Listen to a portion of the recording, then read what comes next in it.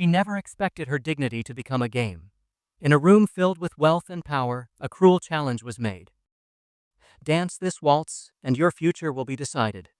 The chandeliers sparkled, music echoed, but the laughter was sharper than any note. They mocked her before she even moved, convinced she didn't belong. What they didn't realize was that behind her silence hid a secret that could shatter their pride. And the real question? Were they ready for the truth about her? Before that night, her life was far from ballrooms and glittering chandeliers. She was a maid in a wealthy household, a quiet figure who moved through the halls unseen, polishing silver and scrubbing floors while the family she served lived in luxury. To them, she was invisible, just another servant with no dreams, no history worth knowing. Yet behind her calm demeanor was a story of sacrifice and strength, one that no one ever bothered to ask about. She had grown up in a small neighborhood where music wasn't a luxury, it was a lifeline. Long before she carried trays or folded linens, she had carried rhythm in her body, practicing in church halls and community centers, moving with a grace that made her forget the struggles around her. Dance was her escape, her identity. But when survival demanded steady work, she traded stages for scrubbing brushes. To the outside world, she was just the maid. That evening, as the wealthy guests gathered in gowns and tuxedos, she kept to the edges of the ballroom, careful not to draw attention. She knew her place, or at least the place they had assigned her. But when the millionaire, proud and dismissive, turned the spotlight on her with a cruel wager, everything shifted. It wasn't just about a dance anymore. It was about humiliation, about reminding her that in their eyes, she was beneath them.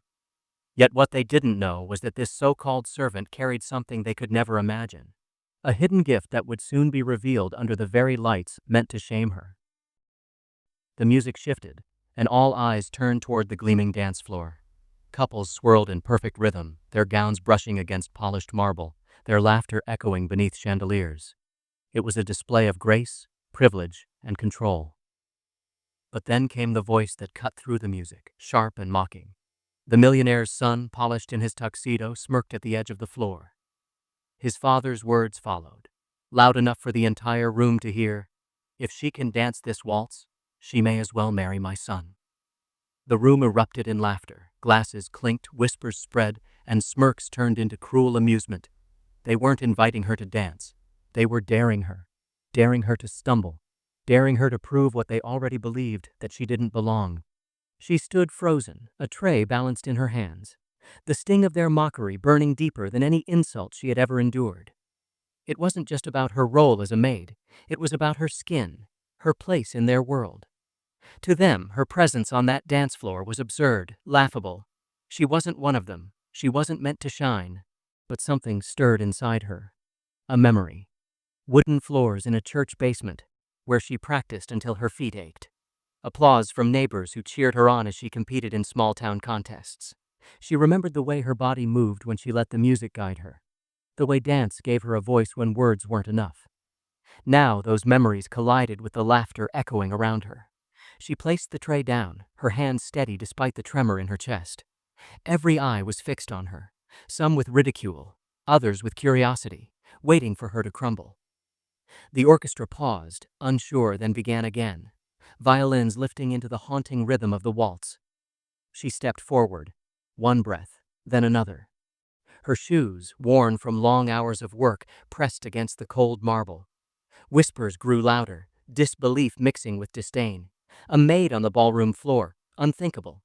The first movement was hesitant, a simple step in time with the music. Laughter bubbled from the corner of the room. But then she closed her eyes, drew in the rhythm, and let years of hidden practice flow through her veins. Her posture lifted, her steps smoothed, and in seconds, the room began to change. Gasps replaced giggles. The mocking smiles faltered. Her turns were elegant, her rhythm flawless, her presence undeniable. Each movement spoke of resilience, of grace carved from hardship. For the first time, she wasn't invisible. She commanded the room. But even as the audience grew silent, tension crackled. The millionaire's smirk stiffened, his pride wounded in front of his peers. This was no longer a joke. It was a challenge to the very hierarchy he had built.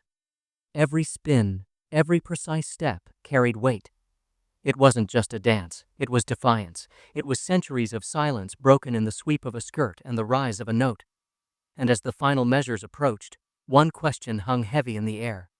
Would they allow her brilliance to be seen, or would they find a way to crush her again? The final notes of the waltz hung in the air like a question waiting to be answered. She stood at the center of the marble floor, her chest rising and falling, her movements still echoing in the stunned silence of the room. No one laughed anymore. For the first time all evening, the maid wasn't seen as a servant. She was seen as a force. But silence can cut just as deeply as words. The millionaire's jaw clenched, his pride stung in front of his guests. What was meant to be a cruel joke had turned into a spectacle he could no longer control. His son's smirk had vanished, replaced by something else. An uneasy recognition that the woman they mocked had outshined them all. Murmurs spread like wildfire. She dances like a professional. How did no one know? Some guests clapped hesitantly, while others looked away, unwilling to acknowledge what they had just witnessed. The weight of prejudice was thick in the air, an unspoken question of whether her brilliance could truly be accepted in this room. She felt every pair of eyes on her, not as an audience celebrating her, but as judges deciding her worth. And in that moment, she realized this dance was never about earning their approval. It was about reclaiming her dignity.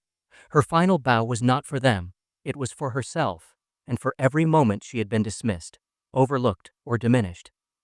She had faced their cruelty, their laughter, their disbelief, and answered with grace they could never take away. The applause that finally broke out was uneven, reluctant in some corners, genuine in others. But it didn't matter. The truth had already been revealed, and no amount of silence or scorn could erase what they had seen. That night, under the chandeliers meant to spotlight her humiliation, she had written a different ending, one where pride bent beneath the weight of undeniable talent. When the orchestra's final note faded, the ballroom was no longer the same place it had been minutes earlier. The chandeliers still gleamed, the polished marble still shone, but something intangible had shifted. She had walked into that room as someone invisible, a servant meant to be mocked, but she left the floor having carved her presence into every eye that watched. For the guests, the evening had begun as another display of wealth and power. Yet against their expectations, the maid they dismissed had forced them to confront their prejudice. Some would later whisper admiration behind closed doors, while others would cling tighter to their biases, refusing to admit what they had witnessed. But none of them could deny the truth. They had seen brilliance where they assumed there was none. For her, the moment was more than a dance. It was a reclamation. Every mocking laugh had been answered with grace, every cruel smirk silenced by elegance. In those few minutes she reminded herself, and everyone present, that worth is not defined by titles, wealth, or skin color.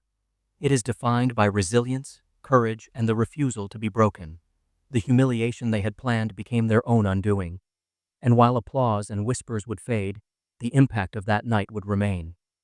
She didn't need their approval to know her value. She carried it in her every step, every turn, every note of the waltz that had lifted her beyond their prejudice. This story is more than just one night in a ballroom. It's a reminder of how quickly laughter at someone else's expense can turn into respect when truth is revealed. It forces us to ask, how many times have we overlooked brilliance because of prejudice? And how many more stories like hers remain unseen, waiting for the moment when dignity finally takes the floor?